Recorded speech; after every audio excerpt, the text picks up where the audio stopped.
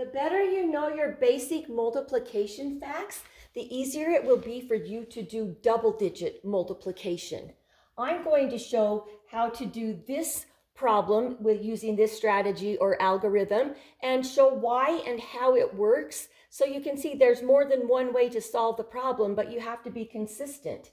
I like to make an estimate before I start, or at least get an idea. So I know that 4 times 5 is 20, so 40 times 50 is 2,000. So my answer is definitely greater than 2,000.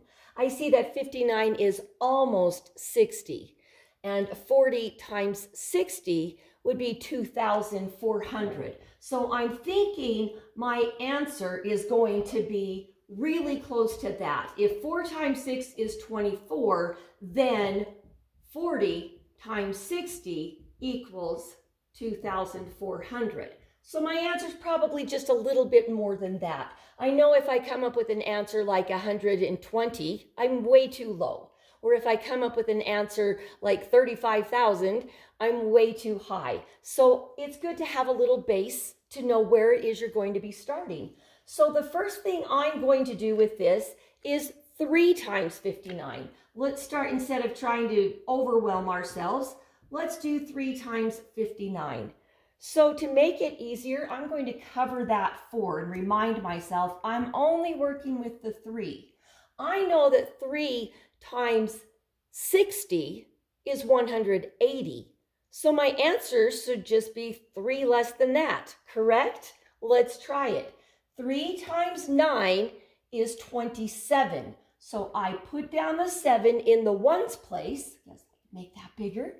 And I carry over the 2 to the tens place because that's 27.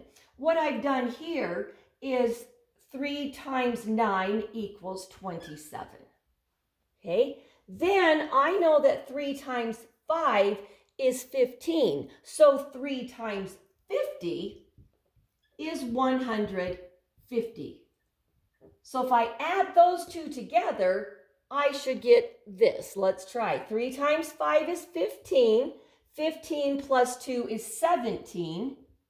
So since that really was a 50 and a 20, we get 177. Does that add up? Yes, it does. So 3 times 59 is 177. It checks out. Now the next thing I need to do is multiply by 40. So I will take the 0 and cover the 3 because I'm done with the 3. So this row is 3 times 59. The next row, we're thinking 4 times 59, but really it's 40 times 59. So I need to put a 0 there because it's basically 4 times 59 times 10. So that is what this is going to represent. Sorry, I said 4 times that, but it's really 40. But yeah, 4 times 59 times 10 is how we can easily figure out the 40 times 59.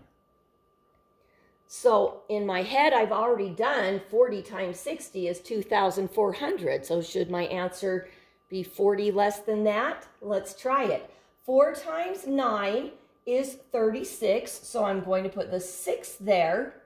Carry the 3 over to the tens place. What I've done is 40 times 9 equals 360.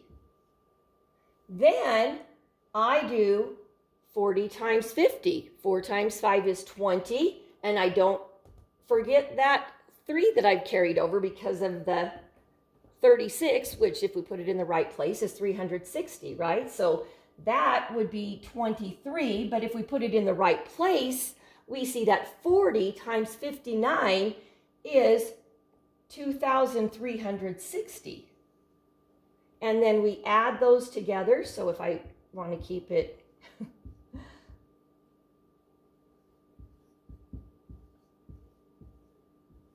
so we have that 2,360 here.